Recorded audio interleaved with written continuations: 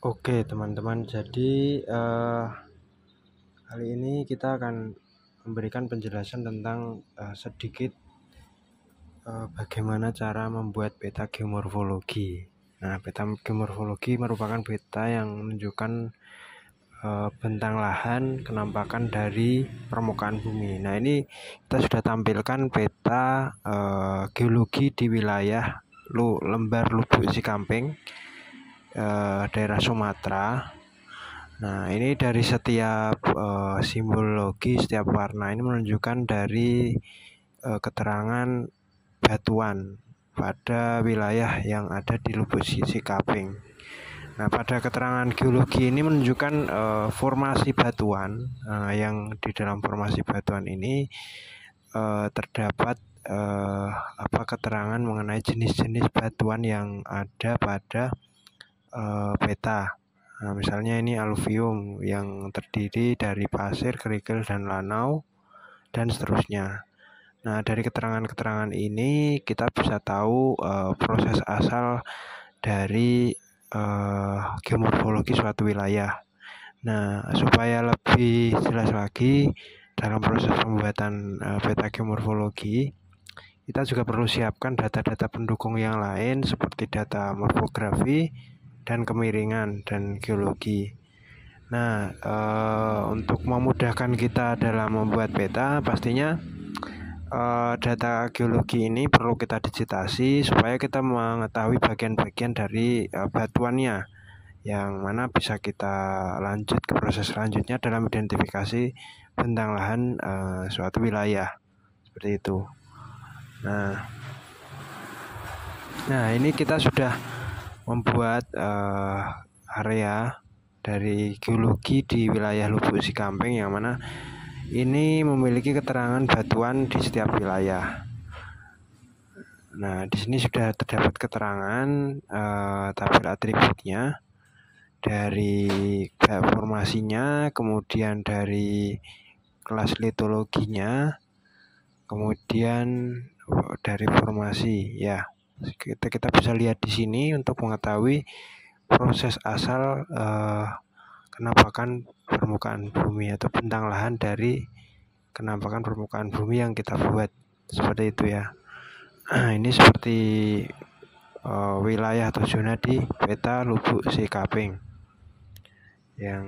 nah seperti itu. Nah, selanjutnya kita lakukan bisa kita lakukan identifikasi dari ini kelas litologi. Nah, ini kan terdapat dari ekstrusif, intrusif, kemudian metamorfik, sedimen, kemudian ada plutonis subvulkanik. Nah, dari sini mungkin kita bisa estimasikan, bisa kita identifikasi bahwa kelas dari vulkanik merupakan proses bentuk lahan yang disebabkan karena aktivitas vulkanik. Kemudian untuk penjelasan yang lainnya bisa diidentifikasi juga. Nah, untuk depth marine ini juga tektonik. Nah, ini bisa karena proses struktural, jadi dulunya merupakan daerah marin atau lautan, karena proses struktural sehingga menghasilkan kenampakan bentuk lahan struktural. Nah, kalau untuk yang aluvial ini ya karena mungkin dari proses aliran air atau proses fluvial sehingga menghasilkan bentuk lahan fluvial, seperti itu. Nah, untuk menghasilkan peta geomorfologi pastinya untuk memberikan informasi mengenai kemiringan, ketinggian atau morfografi, ini kita bisa buat data morfografi dan kemiringan. Nah, membuat data kemiringan dan morfografi kita gunakan dari data DEM. Dari data DEM ini kita olah di bagian slope,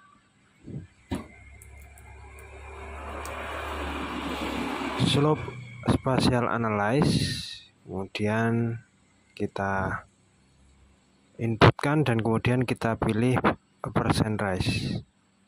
Nah, untuk kelasnya kita bisa lihat di Google ya.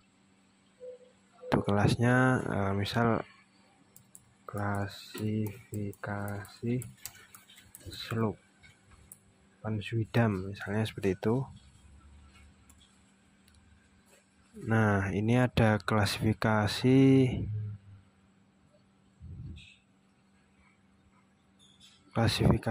Van Zwiedam.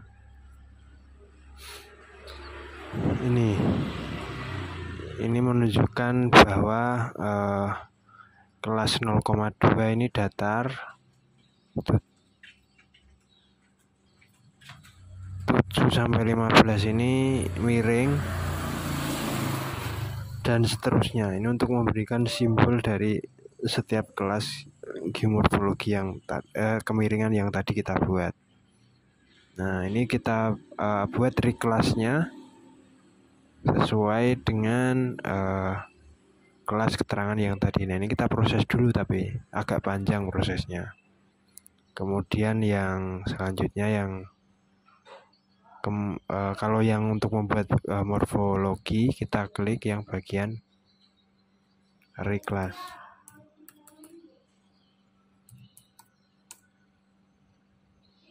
Nah, ini kita langsung inputkan, kemudian kita reclassify sesuai dengan penampakan morfologinya.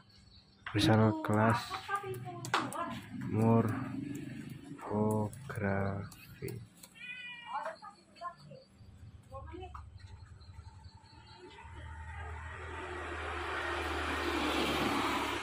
Ini kita lihat atau kita bisa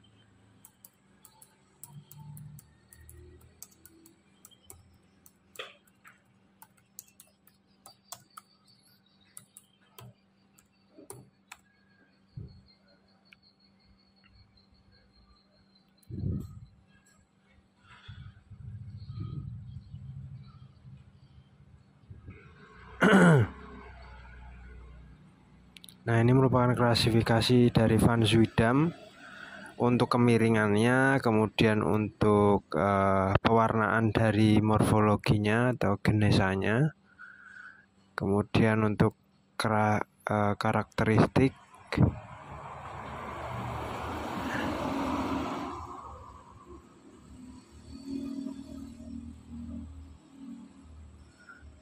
ini kita bisa lihat. Nah, untuk kemiringannya juga kita bisa ikuti sesuai keterangan ini. Nah, seperti itulah kurang lebihnya ya. Jadi setelah nanti kita identifikasi, baru kita lanjut ke proses selanjutnya. Bisa kita lakukan overlay. Dari data 3 ini kita overlay atau mungkin kita digitasi. Kita digitasi sesuai dengan data konturnya misalnya. Data kontur juga kita bisa buat di sini. Kontur.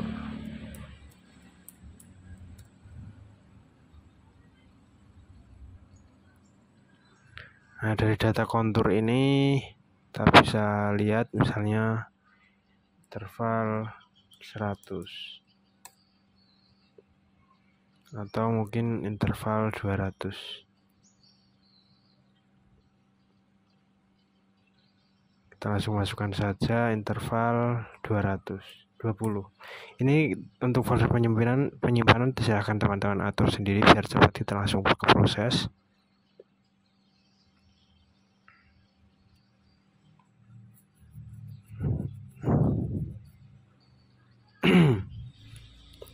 Ya, ini sudah nampak, tapi yang untuk range 20 ini terlalu rapat ya. Kita mungkin identifikasi di di interval 100 ini. Nah, ini salah satu contoh ini dari kemiringan dari topografi yang curam.